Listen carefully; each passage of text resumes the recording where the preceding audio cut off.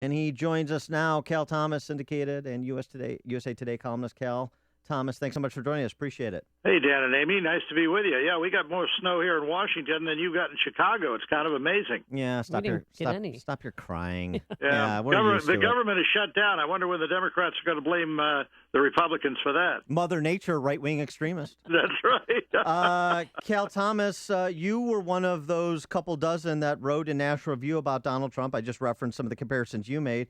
Why are you against Trump? Well, number one, he doesn't have the temperament for the job. I mean, he mentions that he aligns himself with Ronald Reagan. To quote Lloyd Bentson, famous remark against Dan Quayle in one of the debates some years ago, I knew Ronald Reagan. Ronald Reagan was a friend of mine, and Donald Trump is no Ronald Reagan. Reagan processed his conservative ideas, as Trump acknowledged, over decades. What we've got with Trump is what they call on Capitol Hill during confirmation hearings, a confirmation conversion. He hasn't processed these things. He claims to be pro-life, but he says the reason for that is just some story somebody told him once. He lacks specifics. He says he's going to build a wall across the southern border and get Mexico to pay for it. Never says how. That's ridiculous. That's not going to happen. He says he's going to, destroy ISIS, but he doesn't say how.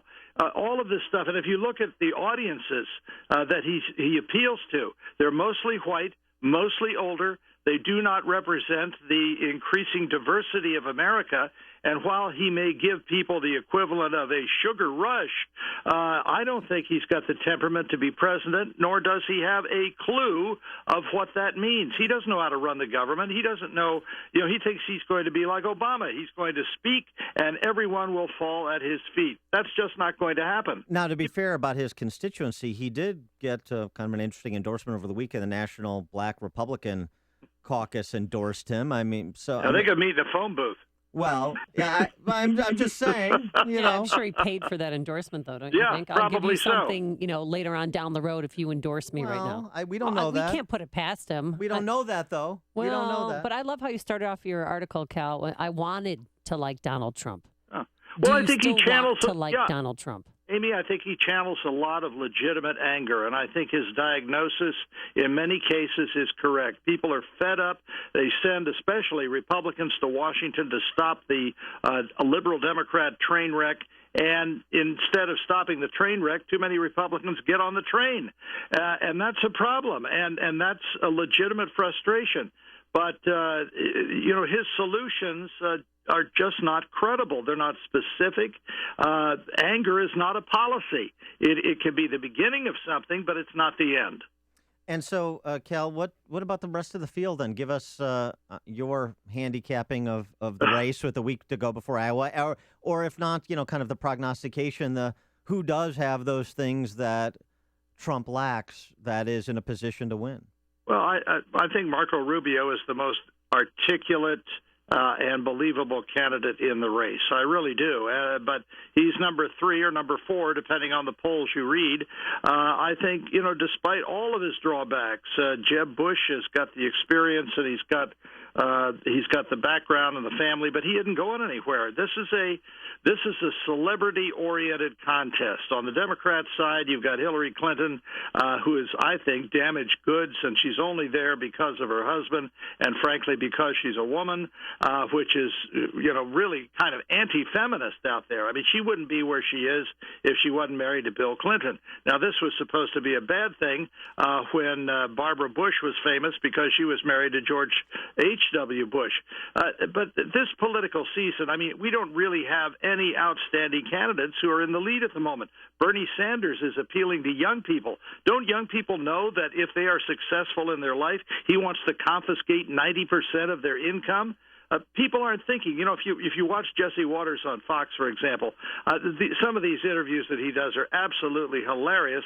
And then you think, wait a minute, do these people actually vote? They don't know anything. And, they can't. And then you find out Jesse Waters supports Trump. So I mean, I don't know. I don't know what's going on. It's hard to make heads or tails of it. What about Ted Cruz? You're kind of glossing over Ted Cruz. What's wrong with Cruz? Well, I'm not sure that he can win. I mean, he's got a lot of good qualities, but I'm just not sure that he can win. The other thing, speaking of Trump, over the weekend, he's now threatened to boycott the next debate because he doesn't like Megyn Kelly as the moderator. Now, this is going to really be interesting. Will Fox go ahead anyway, while Trump, if he follows through on his threat to hold a town hall meeting, he says, well, I'm responsible for all the ratings. Yeah, maybe so. But maybe a debate without Trump where we could get into really substantive issues rather than his personality would be a good thing. I'm going to be interested to see how Fox responds to this if, in fact, Trump goes through with his threat. Well, if the election wasn't strange enough, now you have the possibility of Michael Bloomberg exploring a third-party run. He said he's going to decide after Super Tuesday, but what did you make of this when you heard that another billionaire from New York wants to be president? Yeah, well, we've had this before, of course, with Ross Perot. I think I don't know who you take votes from. It certainly wouldn't be the Republicans. Ralph Nader, of course, ran in 2008 and took just enough votes away from Al Gore, which allowed W. Bush to win. So it'll be interesting. But I don't know who Bloomberg takes votes away from if, in fact, he runs. We got an awful lot of narcissists in this race if we add Bloomberg to the pack. I mean, I'm just amazed at this. I've been around this town. I was born in Washington. My worldview is not stuck here. I like to say I'm in Washington, but not of Washington. And I have never seen a political campaign like this. It's great for columnists like me, but I'm not sure it's good for the country. I want to get your take on another issue. We're talking to Cal Thomas, USA Today columnist, syndicated columnist.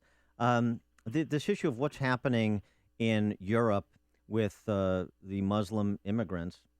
More stories over the weekend. Well, I mean, this is that disgusting one that I couldn't even. Well, there's a bunch reprint? of disgusting ones.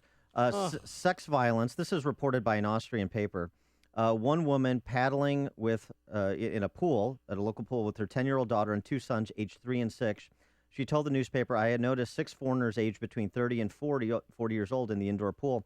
One of them sidled up next to my youngest and had his hands in his underwear." This is one. Another, this is in Germany, Muslim migrants, as they're described. One public pool banned migrants, but lifted the ban under left-wing pressure 24 hours after 4 children were molested, including certain individuals. You can't even say masturbating and defecating in the pool. Yeah. I mean, and so, these are gross stories. Well, they're animals. They're not representative of 1.5 million Muslims. All the qualifiers. Yet it's happening in Germany. It's happening in Europe, where they decided that they're just going to open their doors and see what happens. How does that inform the discussion that we're going to hear on Thursday night between the Republican candidates? Well, there's another story today in the UK Daily Telegraph of women in a public swimming pool in Belgium, in Brussels, who have been feeling uncomfortable with a lot of Muslim males coming in and taking selfie pictures and cuddling up to them in the swimming pool. But the Belgian mayor says, the Brussels mayor says he wants to do something about it, and yet the minister who is in charge of immigration says, "Oh no, we can't do that."